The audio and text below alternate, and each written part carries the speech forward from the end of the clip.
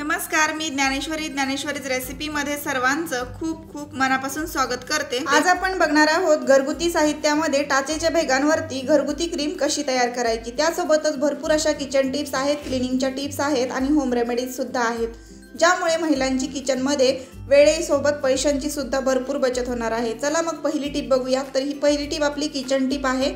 आपण जेव्हा बटाटे शिजवून घेतो तेव्हा त्यावरची साल काढणं आणि त्याला मॅश करणं या दोन्ही वेगवेगळ्या गोष्टी करण्यासाठी वेळ भरपूर जातो। तर त्यासाठी आपल्याला एक काय करायचे, अशा प्रकारे जी चाळणी असते आणि त्याच्या प्लेटा असतात, तर त्या प्लेटाचा वापर करायचा। एखादी प्लेट जर खराब झालेली असेल तर त्या चाळणीची प्लेट आपली वेगळी झालेली असते, तर त्याचा वापर करून कुठल्याही भांड्यावरती अशी ठेवलेल्या बटाट्याच्या फोडी ज्या आहेत त्या अशा पद्धतीने पालत्या ठेवायच्या, जेणेकरून वरती त्याची साल राहील आणि बटाटा जो आहे तो अलगदपणे असा चाळणीतून खाली जाईल। तर या पद्धतीने बोटाने थोडंसं त्याला वरतून दाबायचं आहे आणि अशा पद्धतीने आपल्याला सुद्धा बटाटा जो आहे तो डायरेक्टली मॅश करून घ्यायचा आहे आणि त्याचा साल वेगळं करून घ्यायचे। तर या पद्धतीने बटाटा जो आहे तो मी मॅश करून घेतलेला आहे। हा बटाटा तुम्ही तुमच्या बटाट्याच्या भाजीसाठी मॅश केलेला वापरू शकता किंवा मग पराठे बनवायचे असतील तर पराठ्यांसाठी सुद्धा खूप छान असा ऑप्शन आहे। तर या पद्धतीने तुम्ही पोटॅटो मॅशरचा वापर न करता बटाटा कसा मॅश करायचा हेही या पद्धतीने करू शकता, किंवा मग वेळेची बचत करण्यासाठी साल काढत बसायची वेगळी गरज नाहीये, तर डायरेक्टली मॅश करायचं असेल तरी सुद्धा खूप छान अशी ही किचन टिप आहे महिलांसाठी। पुढची टिप आपली अशी आहे की जेव्हा आपल्याला सर्दी किंवा खोकला होतो तेव्हा पहिल्यांदा आपण काहीतरी घरगुती उपाय करतो, किंवा खूप जास्त औषधं किंवा गोळ्या खाऊन फरक पडत नसेल तर मग घरगुती असा उपाय काहीतरी नक्कीच करतो। मुलांसाठी असेल किंवा मोठ्यांसाठी घरगुती उपाय हा नक्कीच आपण करत असतो। जरी औषध गोळ्या चालू असतील तरी सुद्धा घरगुती उपाय हा आपण नक्कीच करतो। तर त्यासाठी आपल्याला एक छोटासा उपाय करायचा आहे। जर तुम्हालाही घरगुती उपायाने फरक पडत असेल किंवा वाटत असेल की घरगुती उपाय केला तर जास्त बेटर आहे किंवा औषध गोळ्यांचा फरक पडत नाहीये, मग चला घरगुती काहीतरी काढा वगैरे करूया। तर यासाठी काय करायचं, एक कपभर पाणी घ्यायचे, त्यामध्ये अर्धा इंच एवढ्या आल्याच्या तुकड्याचे 2-3 तुकडे करायचे आणि यामध्ये टाकायचे। मग पाव चमचा हळद टाकायची, चवीपुरतं मीठ टाकायचं अगदी चिमूटभर, आणि यामध्ये 2 काळी मिरी आणि 3 लवंगा टाकायच्या आहेत। तर या 2 काळी मिरी आणि 3 लवंगा टाकल्यानंतर 2 मिनिट आपल्याला या पाण्याला उकळी अशीच काढून घ्यायची, कमी आचेवर गॅस ठेवून। आणि 2 ते 3 मिनिटामध्ये काय होतं, काळी मिरी आणि लवंग जी आहे ती छान फुगली जाते, म्हणजे अशा पद्धतीने आकाराने थोडी मोठी होते। तर हाताने थोडीशी अशी तोडून बघायची, जर ही तुटत असेल तर छान अशी ही फुगलेली असते किंवा मग शिजलेली असते या पाण्यामध्ये, त्यामुळे याचा जो अर्क आहे तो पूर्णपणे आपल्या काढ्यामध्ये उतरलेला असतो। तर अशा पद्धतीने 3-4 मिनिट शिजवल्यानंतर हा काढा फायनली तयार होतो आणि हा काढा जो आहे चवीला सुद्धा अप्रतिम लागतो।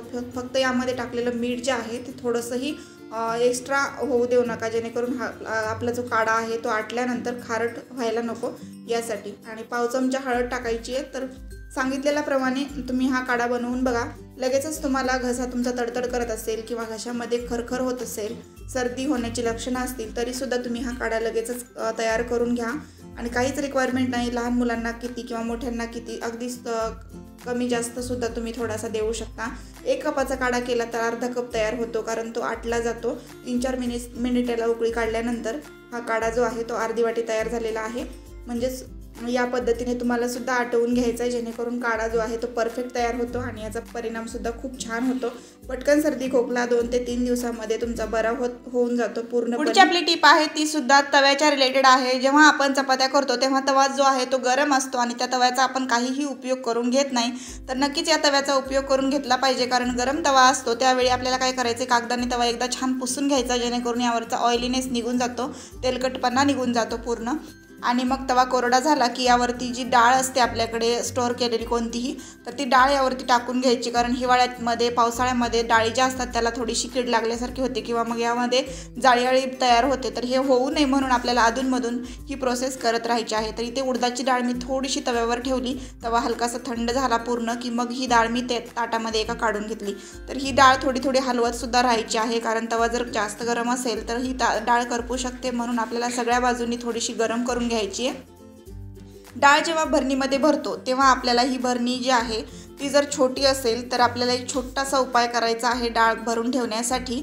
तर मी ही डाळ शेकून घेतली, ताटामध्ये काढून घेतली, थंड करण्यासाठी साईडला ठेवली आहे. पण बाटलीमध्ये डाळ भरण्यासाठीची एक सोपी ट्रिक तुमच्यासोबत शेअर करते. तर ती कोणती ते आपण पाण्याची प्लास्टिक बाटली आपल्याला घ्यायची आहे आणि त्याला असं कट करून घ्यायचं आहे. बघू शकता मी असं बॉक्सच्या शेपमध्ये याला कट केलेला आहे. तर यामध्ये आपल्याला डाळ अशी भरून घ्यायची आहे या बाटलीमध्ये आणि हा टूल तुम्ही वर्षानुवर्ष वापरू शकता. एकदा जर बनवून ठेवला तर तुम्हाला हा कधीही वर्षानुवर्ष वापरता येतो. एका टाकाऊ प्लास्टिक बाटलीपासून बनवलेला हा टूल जो आहे तो 1ही रुपया खर्च न करता तयार झालेला आहे. बघू शकता यामध्ये डाळ भरली तर हे आपण कुठल्याही छोट्या आकाराच्या बाटलीमध्ये किंवा मग कुठल्याही भरणीमध्ये भरत असाल आणि इकडे तिकडे सांडत असेल तर मग आपलं काम जास्त वाढतं किंवा आपला वेळ जास्त खर्च होतो. त्यासाठी ही बाटली वापरायची आहे. बाटलीचं टोपण काढून यामधून बाटलीमधून आपण डाळ जी आहे ती डायरेक्टली एका डब्यामध्ये प्लास्टिकच्या ट्रान्सफर केली. इकडे तिकडे आजूबाजूला इकडे तिकडे डाळ अजिबात सांडलेली नाही आहे आणि डाळ जास्तीत जास्त वर्षानुवर्ष टिकून राहावी, जाळी अजिबात बनू नये म्हणून आणखी एक उपाय करायचा. यामध्ये मी 2 तमालपत्र टाकलेले आहे डाळीमध्ये. तर हा उपाय नक्की करून बघा. कुठल्याही डाळीमध्ये तुम्ही 2 तमालपत्र टाकून ठेवा, कधीच जाळी होत नाही आणि डाळ आपली खराब होत नाही. पुढची आपली टिप आहे ती सुद्धा रियूज आयडिया आहे. एका टाकाऊ वस्तूपासून टिकाऊ वस्तू आपण बनवतोय. घरात पडलेल्या अशा प्रकारचं जर तुमच्याकडे मडकं असेल किंवा ह्याला तुम्ही बोळकं म्हणू शकता, मोठ्या आकाराचं जर असं असेल किंवा छोटं असेल कोणतंही चालेल, याला आपल्याला छान स्वच्छ असं एका रुमालाने पुसून घ्यायचं आहे. रुमालावर थोडंसं पाणी टाकलं होतं मी आणि याला बाहेरून असं पुसून घेतलं. घरात पडलेल्या या टाकाऊ वस्तू तशाच ठेवल्या तर त्या तशाच राहतात आणि त्याचा काहीही उपयोग होत नाही. त्यामुळे आपण याला वापरात आणलं तर एका टाकाऊ वस्तूपासून काहीतरी टिकाऊ वस्तू तयार होते. म्हणूनच आपण इथे काहीतरी वस्तू तयार करतोय आणि कारण आपण अशा प्रकारच्या वस्तू बाजारामधून नकळत घेऊन येत असतो. तर आपल्याला काय करायचं, थोडासा चुना घ्यायचा आणि 2 चमचे पाणी घ्यायचं एका वाटीमध्ये आणि याचं मिश्रण तयार करून घ्यायचं आणि हे मिश्रण जे आहे ते अशा प्रकारचं तयार झालं की मग आपल्याला काय करायचं आहे, कानामध्ये मळ काढण्यासाठी वापरली जाणारी एअरबड्सची काडी असते ना, तर ती घ्यायची आहे आणि आपल्याला त्याने काय करायचं आहे, अशा पद्धतीने याच्यावरती डिझाईन काढून घ्यायची आहे. तर इथे तुम्ही संक्रांतीचे म्हणजे काही बोळके असतात ना, तर त्याचाही वापर करू शकता. त्यालाही रियूज करण्यासाठी तुम्ही या पद्धतीने वापर करू शकता. यावर कुठल्याही डिझाईनमध्ये तुम्ही डिझाईन काढली तर खूप छान दिसेल किंवा फ्लावर जरी काढले यावरती तरीसुद्धा खूप छान दिसतील.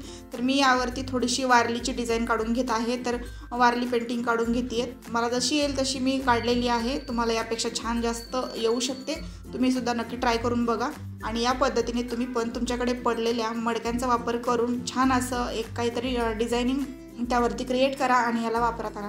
याचा वापर करण्यासाठी आपण कशासाठीही वापर करू शकतो. यामध्ये दही देखील आपण बनवू शकतो किंवा दूध स्टोअर करण्यासाठी सुद्धा तुम्हाला याचा वापर करता येईल. आणि नंतर पुढे आपल्याला मातीची भांडी जी असतात ती कुठल्याही वापरामध्ये आणायची असतील तर आपण इथे फ्लावर पॉट म्हणून सुद्धा याचा वापर करू शकतो. तर मी याचं काय केलेलं आहे, यामध्ये माती भरून एक प्लांट यामध्ये लावण्याचा विचार करते मी, कारण खूप छान आहे हे आणि मातीचं आहे, दिसायलाही छान दिसते. तर आपण याचा फ्लावर पॉट म्हणून वापर करू शकतो. तर पुढची आपली टिप आहे ती सुद्धा खूप जास्त युजफुल आहे. आपल्या पायांना जर भेगा पडलेल्या असतील तर त्या भेगांना घरच्या घरी आपण एक क्रीम तयार करणार आहोत आणि एका विशिष्ट पद्धतीने ही क्रीम लावायची आहे पायावरती. आणि क्रीम कशी बनवायची तेही मी पुढे सांगितलेलं आहे, त्यामुळे व्हिडिओ कुठेही स्किप करू नका, पूर्ण बघा. कारण आपल्या घरामध्ये कोणाला तरी आपल्या पायांना भेगा झालेल्या असतातच आणि या भेगांसाठी आपण महागड्या क्रीम वापरतो. तर या क्रीम वापरण्याऐवजी घरगुती बनवलेली क्रीम वापरली तर तुम्ही लवकरात लवकर तुमच्या पायाच्या भेगा ज्या आहेत त्या पूर्णपणे बऱ्या करू शकता. सगळ्यात आधी आपल्याला पाय स्वच्छ पाण्याने धुवून घ्यायचेत क्रीम लावण्याच्या अगोदर आणि मग हे पाय स्वच्छ पाण्याने धुतले की ते टॉवेलने पुसून घ्यायचे आणि त्यानंतर आपल्याला यावरती तुरटी घ्यायची आहे.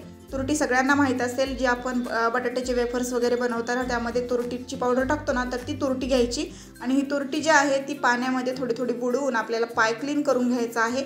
बघू शकता जिथे जिथे भेगा आहे तिथे घासून आपल्याला हा तुरटीने पाय क्लीन करायचा आहे. तर हे अशा पद्धतीने तुरटीने घासलं की तुम्हाला माहीत असेल पाणी स्वच्छ करण्यासाठी पूर्वीच्या काळी तुरटीचा वापर केला जायचा. तर तुरटी जी आहे ती आपल्या पायांना क्लीन करण्यासाठी आपण या पद्धतीने वापरू शकतो. भेगांमध्ये अडकलेले जे काही म्हणजे बॅक्टेरियाज असतात तर ते बॅक्टेरियाज पूर्ण क्लीन करण्यासाठी या तुरटीचा वापर आपण केलेला आहे. पहिली स्टेप ही करायची आहे. इथे कुठलाही जास्त खर्च करायची गरज नाही. खूप कमी किमतीमध्ये ही तुरटी आपल्याला मिळते. तर इथे माझ्याकडे घरातच पडलेली तुरटी होती, त्याचाच मी वापर केलेला आहे. कुठलीही गोष्ट विकत आणायची गरज नाही आहे. तर इथे पाय बघू शकता स्वच्छ करून घ्यायचं आहे. पायांना भरपूर भेगा आहेत पण त्या दिसत नाही आहेत. तर अशा पद्धतीने स्वच्छ करून घेतलं की नंतर या तुरटीचा वापर आपण दररोज करू शकतो. 3-4 दिवस किंवा 1-2 दिवस जरी तुम्ही ह्या पद्धतीने पायाला तुम्ही भेगांना या पद्धतीने तुरटीचा वापर केला ना तर तुम्हाला पुन्हा जास्त उपाय करायची कुठला गरज लागणार नाही किंवा महागड्या क्रीम लावायची पण गरज नाही आहे. तर घरगुतीच क्रीम लावायची आहे पण त्या अगोदर तुरटीच्या पाण्याने स्वच्छ पाय असा धुवून घ्यायचा आहे. आणि जर पायांना भेगा नसतील आणि नुसत्याच टाचा वगैरे दुखत असतील तरीही हा उपाय करू शकता. आणि त्यानंतर ही पिशवी अशी पायामध्ये घालून वरतून सॉक्स वगैरे घालून तुम्ही झोपू शकता. पायामध्ये होणाऱ्या वेदना कमी होतील, टाचा दुखायच्या कमी होतील. पण जर पायाला भेगा असतील तर काय करायचं की डायरेक्टली पिशवी नाही घालायची पायामध्ये, त्या अगोदर एक क्रीम लावायची आपल्याला.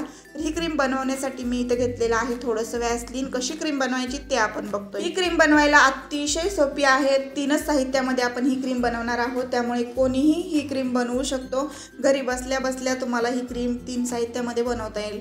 तर यामध्ये व्हॅसलीन मी थोडंसं घेतलं आहे. साधारण चमच्याने मेजरमेंट सांगायचं म्हटलं तर पाव चमचाच व्हॅसलीन घ्यायचं आहे आणि पाव चमचाच हळद घ्यायची. त्यामध्ये आपल्याला काय करायचं, विटॅमिन ई ची एक कॅप्सूल अशा पद्धतीने यामध्ये फोडून टाकायची आहे आणि या तिन्हीचं मिश्रण आपल्याला बोटाने असं व्यवस्थित मिक्स करून घ्यायचं आहे. तुम्ही म्हणाले इथे आपण चमच्याचा वापर देखील करू शकतो, पण आपल्याला काय करायचं डायरेक्टली ही क्रीम जी बनवलेली आहे ती मी थोडीशीच बनवली एका दिवसापुरती. तुम्हाला एकदम जास्त बनवायचे असेल तर तुम्ही देखील 1-2 चमचे तुम्ही काय करायचं आहे की मेजरमेंटनेच घ्यायचे. दोन्ही चमचे जर तुम्हाला 2 चमचे हळद घ्यायची असेल तर 2 चमचे व्हॅसलीन घ्यायचं आहे आणि त्यामध्ये नंतर आपल्याला कॅप्सूलसुद्धा वाढवायच्या आहेत. विटॅमिन ईच्या अगदी 4 ते 5 तुम्हाला कॅप्सूल टाकाव्या लागतील. आणि त्यानंतर ही क्रीम अशी मिक्स करून एखाद्या डब्यामध्ये भरून तुम्ही आठवड्यासाठी ठेवू शकता किंवा महिनाभरासाठी ठेवू शकता. खराब अजिबात होत नाही आहे. तर ही क्रीम आपल्याला अशा पद्धतीने क्लीन केलेल्या पायावरती लावायची आहे. तुरटीने पाय क्लीन करायला अजिबात विसरायचं नाही आहे. पहिली स्टेपसुद्धा खूप जास्त इम्पॉर्टंट आहे. ही क्रीम आपण भेगांवरती पायाच्या लावून घ्यायची. त्यानंतर तुम्ही हा रिझल्ट जो आहे ना लगेच बघू शकता. एका रात्रीमध्ये तुम्हाला पूर्ण भेगा गेलेल्या दिसतील. तर मी आता हे लावलेलं आहे त्यामुळे याचा रिझल्ट मी तुम्हाला दाखवू शकले नाही आहे. लगेचच मला हे दाखवता आलं नाही कारण एक रात्रीनंतर हे शूट करावं लागलं असतं आणि मला लगेच व्हिडिओ टाकायचा होता, त्यामुळे मी काही तुम्हाला तो रिझल्ट नाही दाखवू शकले. पण याचा रिझल्ट खूप छान आणि बेटर आहे. मी या अगोदर बऱ्याचदा ट्राय केलेला आहे, त्यामुळे हा उपाय तुम्ही सुद्धा नक्की ट्राय करा. आज आपण बघितल्या किचन टिप्स, बघितल्या रिव्ह्यूज आयडिया, क्लिनिंगच्या टिप्स, काही होम रेमेडीज बघितल्या ज्यामुळे महिलांची भरपूर पैशांची बचत होणार आहे.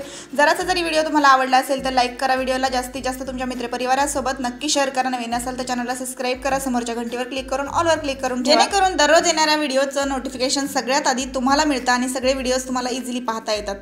सगळ्यात महत्त्वाचं, तुम्ही माझा हा व्हिडिओ कुठल्या गावातून आणि कुठल्या शहरातून बघताय हे मला कमेंट बॉक्समध्ये नक्की करा. चला तर मग पुन्हा भेटू आपण अशाच एका छानशा व्हिडिओसोबत. आणि हो, आजचा हा व्हिडिओ तुम्ही सगळ्यांनी शेवटपर्यंत पाहिला त्याबद्दल पुन्हा एकदा सगळ्यांचे मनापासून धन्यवाद.